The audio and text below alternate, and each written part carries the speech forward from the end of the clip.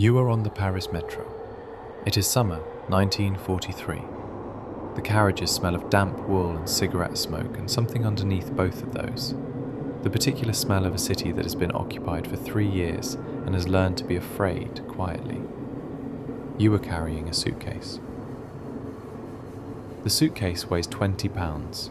Inside it, disguised as a film projector, is a radio transmitter, the only functioning wireless link between the French resistance networks in Paris and British intelligence in London. If the German detection vans find the signal during a transmission, triangulation takes approximately 30 minutes. You never transmit for longer than 29. The suitcase is heavy. Your arms ache. You have been changing apartments every 3 days for 6 weeks. 2 German officers board at the next stop. They sit.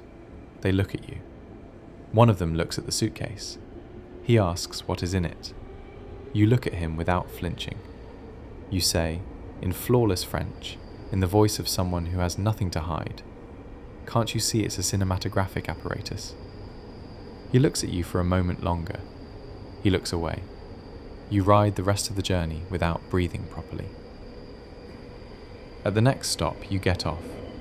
You do not run, you walk, because running is the thing that makes people remember you, and being remembered is the thing that gets you killed. The suitcase is still in your hand. The network is still alive. Before we go back to the beginning, I need to tell you the thing that makes this story unlike almost any other of the Second World War. The people who trained Noor Inayat Khan were not confident she would survive. Her supervisors wrote in her assessment that she was clumsy, that she was emotional, that her instinct for security was poor, that she was unlikely to last more than 6 weeks in the field. She lasted 4 months, alone. As the only British agent operating in Paris, carrying the weight of every resistance fighter in the city in a 20-pound suitcase on the metro. Here is what her supervisors missed, and here is why it matters in 2026. Noor Inayat Khan was born on New Year's Day 1914 in a monastery in Moscow. That sentence alone should tell you something. Not many people are born in monasteries in Moscow on New Year's Day. But Noor's life was, from the first moment, the kind of life that resists simple categorization. Her father, Hazrat Inayat Khan, was an Indian Sufi musician and mystic from Baroda, a descendant in the direct line of Tipu Sultan, the Tiger of Mysore, the Indian king who fought the British Empire with a ferocity that made him a legend across South Asia. He had come to Europe to bring Sufi music and teaching to the West, which, in 1910, was the kind of thing that people either found deeply inspiring or completely incomprehensible. Her mother, Aura Ray Baker, was an American from New Mexico who had met Hazrat Khan when she was barely out of her teens and had followed him across 3 continents before they married. She had taken an Indian name, Amina Begum, and converted to Islam and devoted herself to the Sufi path with the completeness that converts sometimes achieve more fully than those born into a tradition. Noor grew up in Paris, in a house in Suresnes on the outskirts of the city, with 3 younger siblings and a father who filled the house with music and mysticism, and a mother who held everything else together with quiet American practicality. The halo effect of Noor's background is almost impossible to overstate, and it matters because understanding who she was before the war is what makes what she did during it genuinely inexplicable. She was a princess, in the direct bloodline of a king who had fought the British Empire. She was a musician of genuine talent, the veena, the sitar, haunting instruments that she played with the seriousness of someone who had been taught that music was a path to the divine. She was a writer. She published a collection of Buddhist children's stories, 20 Jataka tales, in 1939, gentle fables about compassion and interconnection. She was a pacifist by conviction and a Sufi by upbringing, committed to the principle that violence was almost always a failure of understanding, She was, in every external characteristic, the last person who should have ended up alone in Nazi Paris with a radio transmitter. Her father died when she was 13. This fact, which appears in every biography as a biographical detail, is actually the pivot of her entire psychology, and the key to understanding why she made the choice in the summer of 1943 that sealed her fate. Hazrat Inayat Khan died in Delhi in 1927, leaving Amina Begum with 4 children, no money, no family network in Europe, and a grief so total it never fully lifted. The oldest child, Noor, 13 years old, took over. Not symbolically, actually. She managed the household, she organised the finances, she wrote letters. She kept her 3 younger siblings together and functional in the years of their mother's devastation. She became, at 13, the person the family depended on, the one who stayed when leaving would have been easier. That pattern, refusing to leave when the situation demanded staying, will define every significant decision of her adult life. Keep that in your mind. When Germany invaded France in June 1940, Noor was 26 years old. She was living in Suresnes, teaching music, writing, helping her mother maintain the family home. The family watched the German columns enter Paris from a distance and made a decision that was, for them, uncomplicated. They crossed to England. Not because they were British. They held an ambiguous combination of Indian, American, and French connections that made nationality a complicated question. But because the alternative was living under a regime that had made its position on Jewish people, Romani people, and eventually every non-Aryan population completely explicit. An Indian-American Muslim family in occupied Paris had no comfortable future to imagine. In England, Noor did what felt natural to her. She joined the war effort. She trained as a wireless operator for the Women's Auxiliary Air Force. She was good at it. The precise, repetitive discipline of Morse code suited a musician's ear and a musician's patience. She was stationed at a bomber base, sending and receiving transmissions, living the orderly life of a uniformed servicewoman in wartime England. Then someone at the Special Operations Executive noticed her file. The SOE, Churchill's secret army, the organisation he had ordered to set Europe ablaze, was specifically looking for people with fluent French. Noor's French was not merely fluent, it was native. She had grown up speaking it, dreaming in it, writing in it. She sounded like a Parisian because she had been one. They asked if she would consider working in France. She said yes. Here is the thing her trainers wrote in her assessment file, the file that was declassified after the war and that historians have been discussing ever since. Her physical fitness, adequate. Her Morse code, excellent. Her French, flawless. Her security instincts, poor. Her emotional control under pressure, concerning.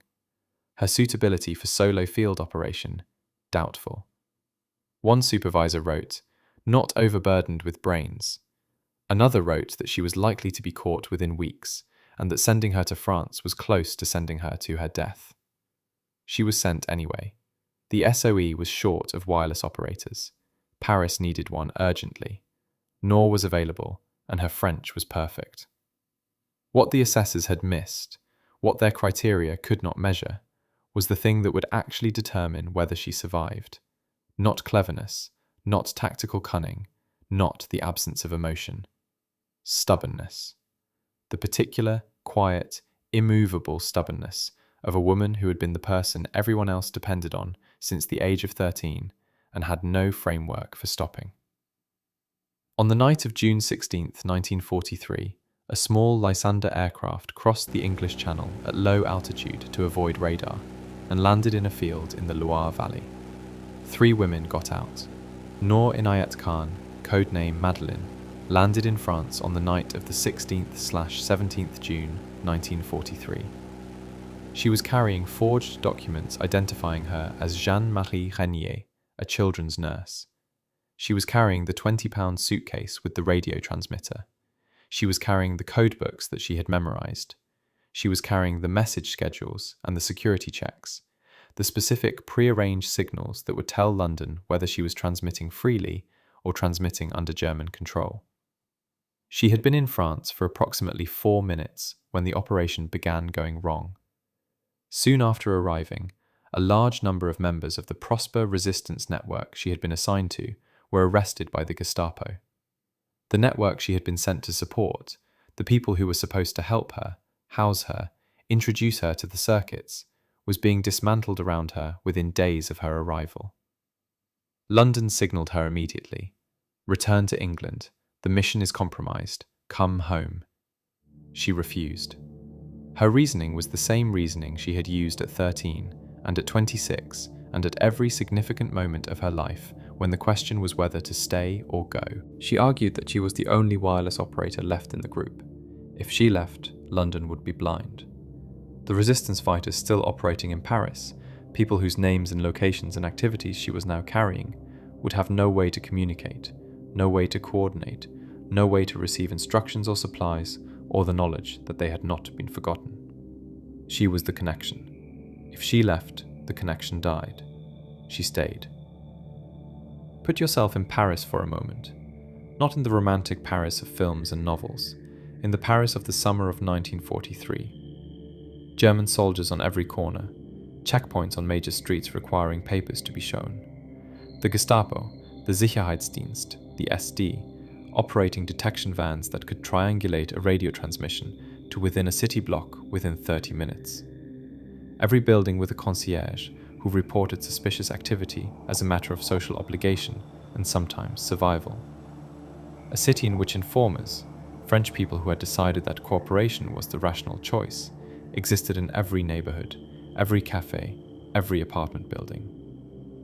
In this city, Noor was doing the following simultaneously: moving apartments every 3 days to stay ahead of detection, maintaining contact with at least 7 separate resistance circuits, meeting their representatives in cafes and parks, receiving information, carrying it to her next transmission point, setting up her transmitter, transmitting for no more than 29 minutes, dismantling it and moving, carrying the 20-pound suitcase on the metro, on foot, on bicycle, through a city where a woman alone with a heavy suitcase was not invisible.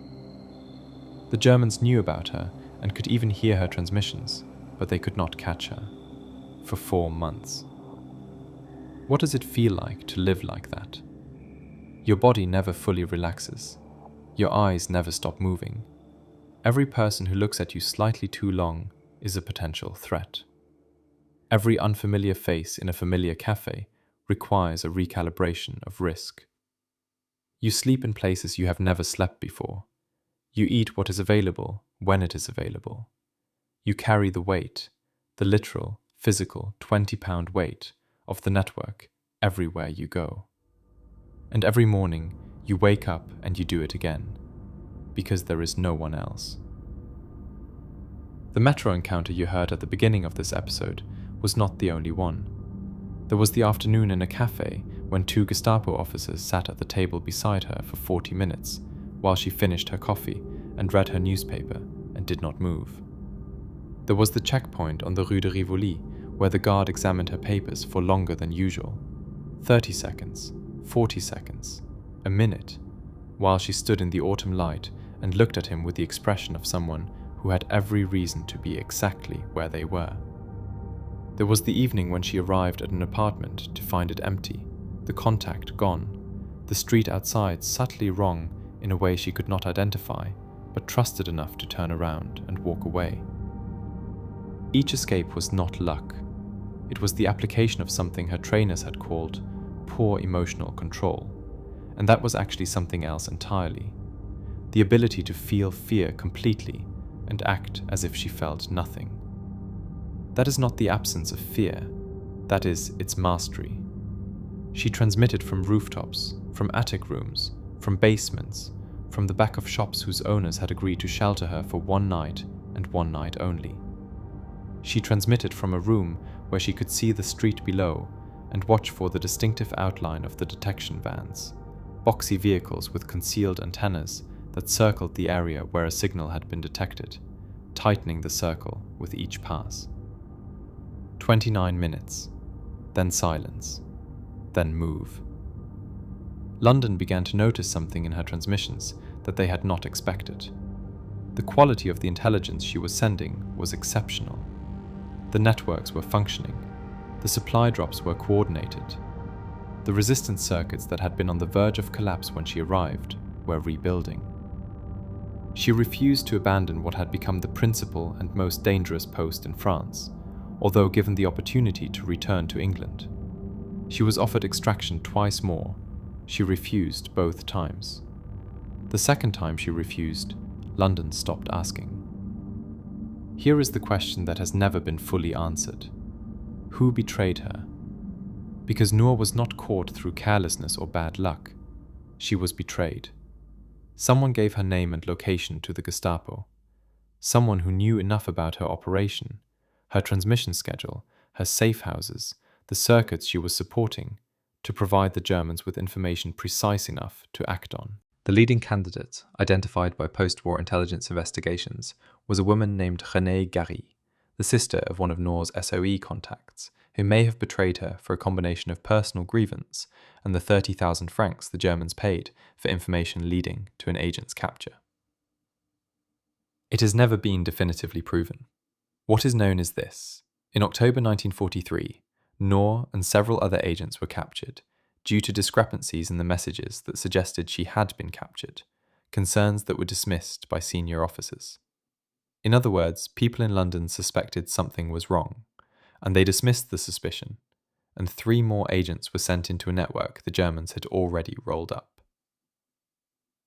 The betrayal question is one that hangs over this story even now, 80 years later, because it implicates not just one French informer, but the entire apparatus of British intelligence. The people who sent her in knowing the odds, the people who ignored the signals that she had been caught, the people who continued using her captured transmitter to send agents to their deaths. The Germans were not the only ones who failed her. Keep that question open. We will return to it.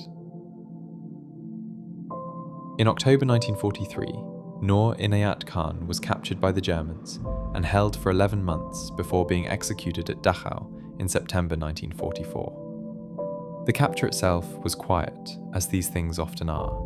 Not a dramatic raid. A knock at a door, men in ordinary clothes who showed their credentials and asked her to come with them.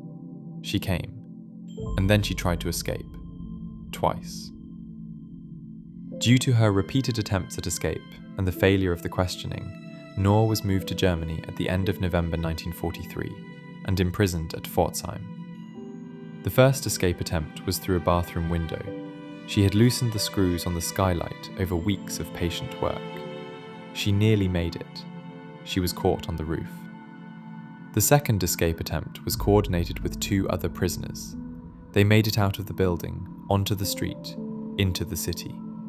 They were recaptured within hours when an air raid siren drove everyone into shelters, and the 3 foreigners in civilian clothes stood out against the French population that knew every shelter and every street.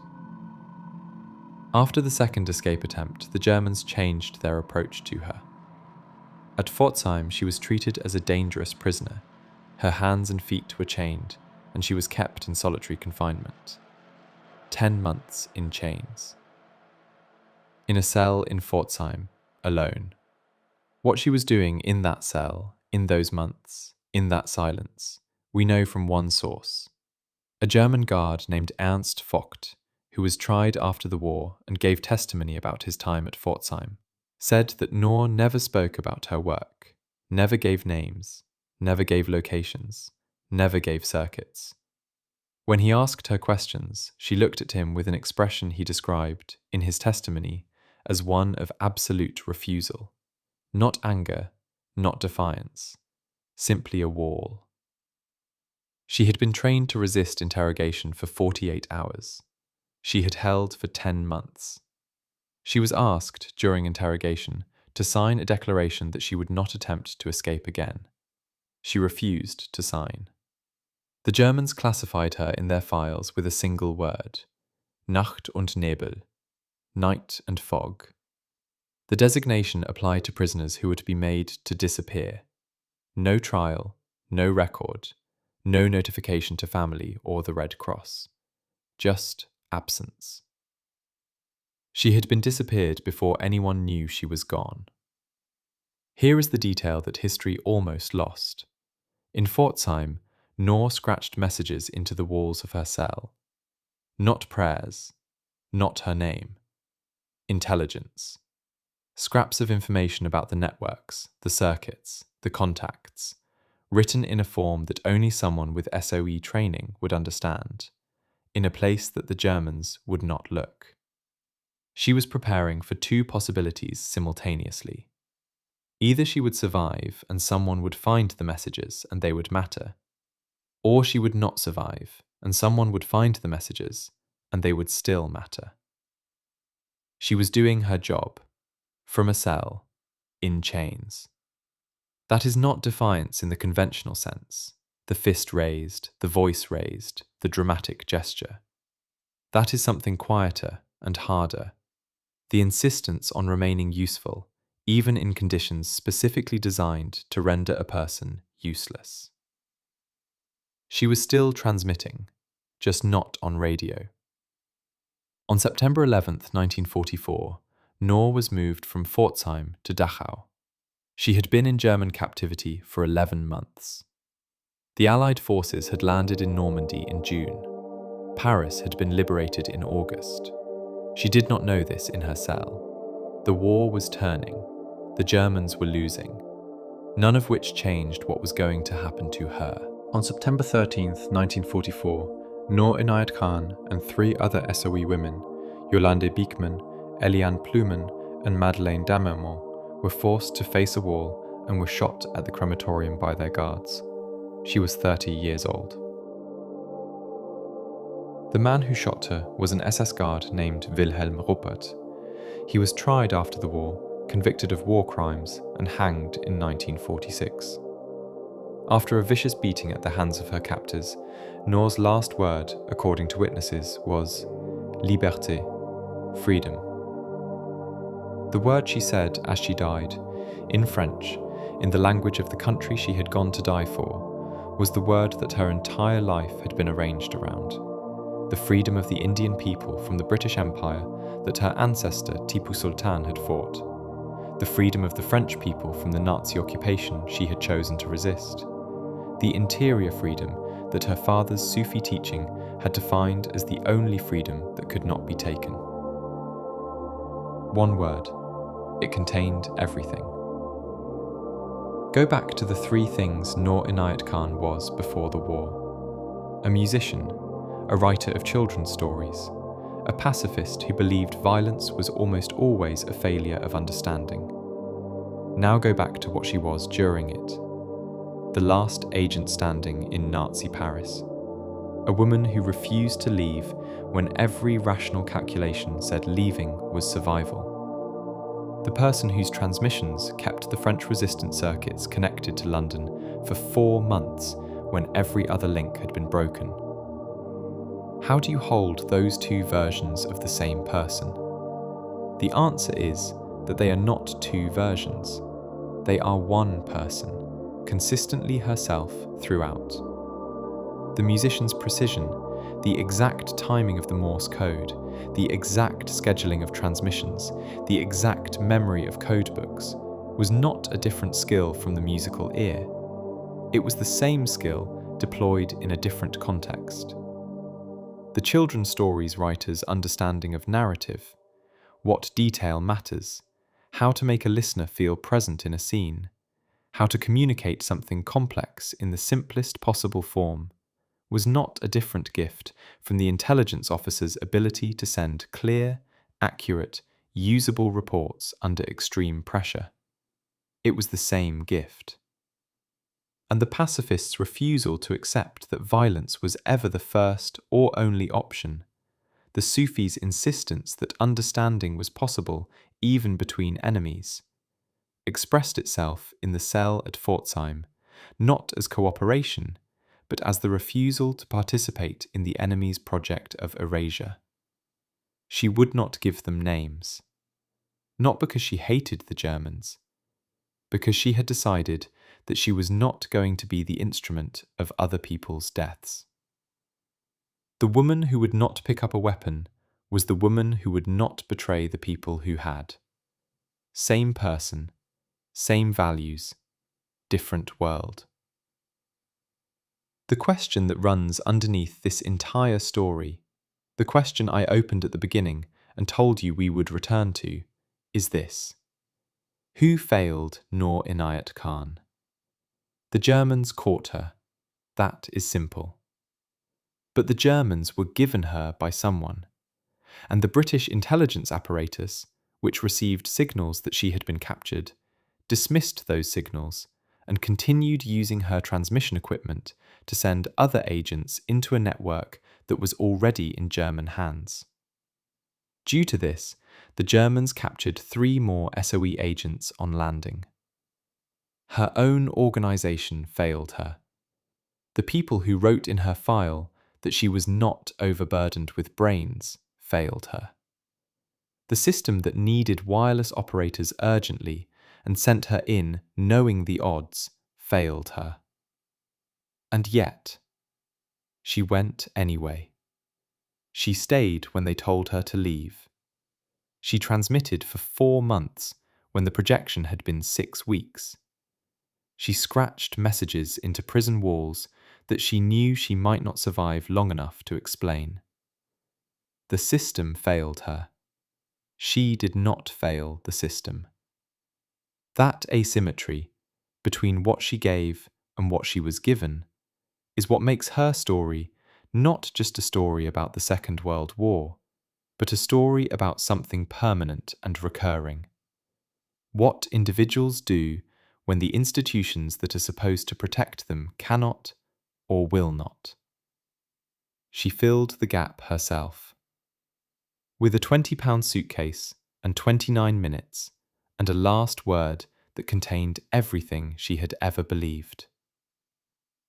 In December 2019, Emma Watson, actor, UN Women Goodwill Ambassador, one of the most recognisable women in the world, visited a quiet garden in Bloomsbury, London. She was not there for a film premiere or a press event. She was there as a self-described book fairy, leaving a copy of a book at the base of a bronze bust tucked in the corner of Gordon Square, half hidden by foliage, the kind of memorial that people walk past without stopping.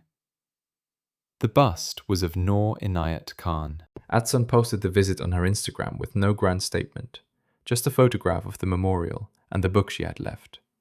The gesture was small and personal, and it communicated something that no official ceremony had quite managed to say. That Noor Inayat Khan was not just a historical figure to be commemorated. She was someone whose life still mattered to people who had nothing to do with the Second World War and everything to do with the present. That is what a pop icon is, not a museum exhibit, a presence. The physical legacy in London is by now extensive. On the corner of Gordon Square, near her childhood home in Bloomsbury, stands a bronze bust of Noor Inayat Khan, the first freestanding memorial in the UK to honour a woman of Asian background. On November 8, 2012, Princess Anne unveiled it. In 2020, she became the first woman of Indian origin to be awarded the Blue Plaque in the UK. The Blue Plaque is English Heritage's most prestigious public recognition, placed on the buildings where significant historical figures lived and worked. Noor's plaque is in Bloomsbury, on the street where she grew up. In August 2023, Queen Camilla unveiled a new portrait of Noor at the Royal Air Force Club and announced that a room would be named in her honour. In late 2024, the Royal Air Force Museum put Noor's George Cross Medal on display, making sure her bravery and sacrifice are never forgotten. The royal family, the RAF, English Heritage, Princess Anne at the unveiling, Queen Camilla at the portrait. These are not the gestures of an institution grudgingly acknowledging a convenient wartime story. They are the gestures of institutions that have decided Noor Inayat Khan represents something they want to be associated with, which is its own kind of verdict on who she was. On January 5, 2020, a character named Noor Inayat Khan appeared in the second episode of Doctor Who, Series 12. If you need a measure of how far a historical figure has travelled from the archives into the cultural mainstream, Doctor Who is it. The show has been running since 1963. It has featured historical figures before: Rosa Parks, Nikola Tesla, Mary Shelley. The choice to include Noor Inayat Khan placed her in that company, figures whose stories the show's writers believed a contemporary audience would find essential and resonant. On January 5th, 2020, Aurora Marion played Noor in Spyfall Part 2, the second episode of Doctor Who Series 12. The episode aired to millions of viewers. Many of them had never heard of her before that Sunday night. They looked her up afterwards. That is how icons work, not through official recognition alone, but through the moment when a story crosses from history into culture and finds people who were not looking for it. The interest has not faded. In March 2025, Noor was the subject of an episode of the third series of History's Secret Heroes on BBC Radio 4, narrated by Helena Bonham Carter. A 2024 podcast series produced by Wondery covered her story across 5 episodes for a global audience. The biographies keep being written, the documentaries keep being made, the statues keep being unveiled. Why? What is it about Noor Inayat Khan that keeps drawing people back 80 years after her death? Here is the answer that the official commemorations do not quite say directly. In 2026, in a world where the identity of Muslim women in Western democracies is constantly debated, politicized, reduced to a symbol of either oppression or threat, Noor Inayat Khan is the most powerful counter-argument available. She was a Muslim woman of Indian heritage who chose to fight and die for a country that had colonized her ancestors. Not because Britain deserved it. She had no innate loyalty to Britain and every reason to resent it, but because the alternative was fascism, and fascism was the kind of evil that required every available hand, regardless of who it had wronged. She is claimed by British institutions as a symbol of the multicultural contribution to the war effort. She is claimed by the Indian diaspora as a symbol of South Asian heroism. She is claimed by Muslims as a symbol of the Islamic tradition's compatibility with Western democratic values. She is claimed by feminists as a symbol of what women can do when the doors stop being closed. She belongs to all of those claims simultaneously, because she was all of those things simultaneously. The complexity is not a contradiction, it is the point. Her story reminds us of the vital roles played by women and people of colour in shaping history. David Cameron described the statue campaign as a tribute to a young Muslim woman who fought against racism and oppression. That description, a young Muslim woman fighting racism, resonates as urgently in 2026 as it did in 1943. The circumstances are different. The need for the example is not. The bust in Gordon Square is tucked in a corner, half hidden by foliage. You can walk through that garden a dozen times without noticing it. When you do notice it, when you stop and look at the face and read the inscription, something happens that the grand monuments on Trafalgar Square and Parliament Square do not quite produce. You feel close to her, not to a statue, to a person, a 20-year-old woman in a house in Suresnes who kept her family together after her father died, a children's author who published gentle Buddhist fables in 1939 and was in Nazi Paris in 1943, the last agent standing in a city she had loved since childhood. Emma Watson left a book there because that is what you do when a person's story still matters to you and there is nothing left to give them except presence. The book was her way of saying, I was here, I know what you did. It still matters, 80 years later. In a corner of a Bloomsbury garden, half hidden by foliage, she is still transmitting. Every story on this podcast is about a crossing, a point in a life where turning back was no longer possible, where the person at the centre of the story had to choose between safety and truth, between silence and witness, between the life that was offered and the life that was demanded. Noor Inayat Khan crossed every line that the logic of her own survival drew. The line that said, "The mission is compromised, go home." The line that said, "You are the wrong person for this work." The line that said, "They are going to catch you." The line that said, "Sign the paper and make it easier." The line that said, "In the end, silence." She crossed every one of them, not because she was invulnerable, because she had decided, long before Paris, long before the SOE, in the house in Suresnes where she had kept her family together at 13, that the people depending on her were worth more than her own safety. That is not a military calculation. It is not a political calculation. It is something older and simpler than either. It is the thing her father had called fana, the Sufi concept of the dissolution of the self in service to something larger. The idea that the person who gives themselves completely to something beyond themselves does not disappear. They become the thing they served. Noor Inayat Khan became the connection, the last link, the 29 minutes of transmission in the dark that kept the network alive. She is still transmitting. Lines Across Asia exists because Asia is the most historically rich and the most historically underreported continent on Earth. Xu Hongqi, who walked the entire length of China on forged documents and became the only person ever to escape Mao's entire prison system. Phulan Devi, who was married at 11, became India's most wanted criminal and was elected to parliament by the people the system had always ignored. Kim Bok Dong, who was taken at 14, silenced for 50 years, and broke 2 silences with 1 voice. And Noor Inayat Khan, the Indian princess who wrote children's stories and played the veena and went alone into Nazi Paris with a £20 suitcase and stayed when every rational voice said go and said Liberté with her last breath in the language of the country she had chosen to die for. Real people, impossible odds, Asia's forgotten history. New episodes every week. Thank you.